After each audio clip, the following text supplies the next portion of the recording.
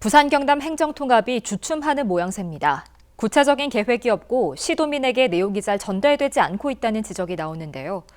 두 지자체는 6월 초까지 행정통합 찬반을 묻는 여론조사를 진행하는데 그 결과에 관심이 쏠립니다. 박인배 기자입니다. 부울경 특별연합이 무산된 이후 부산과 경남이 합의한 행정통합이 주춤하는 모양새입니다. 두 지자체는 공론화 과정인 토론회를 3차례 계획했는데 두 번째 토론 이후 의견차로 더 이상 진척이 없습니다.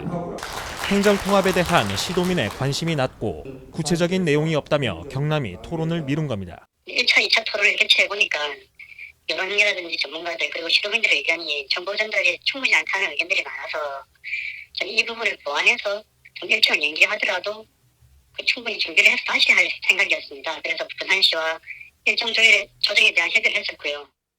시도민 여론조사는 계획대로 하기로 했습니다. 각 시도민 1,000명을 대상으로 5월 말과 6월 초 2차례 진행합니다. 여론조사에서는 행정통합을 알고 있는지와 그에 대한 찬성, 반대를 묻습니다.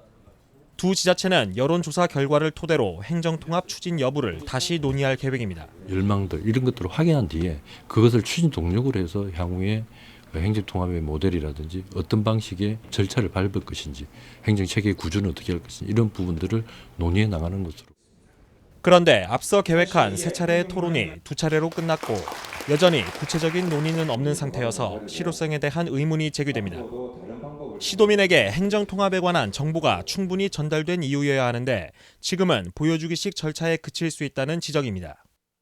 특별연합 실패에 이은 행정통합인 만큼 더욱 체계적인 추진 계획을 갖춰야 한다는 의견에 힘이 실리고 있습니다. 통합을 서두르다 보니까 여러 가지 행정 통합을 둘러싼 어떤 행정 체제라든지 조세 제도라든지 그에 관련해서 여러 가지 난점이 있는 것으로 반드시 특별법이 있어야 되고 특별법 제정을 하기 위해서는 중앙정치권이라든지 중앙정부의 협조와 지지가 없이는 불가능하기 때문에.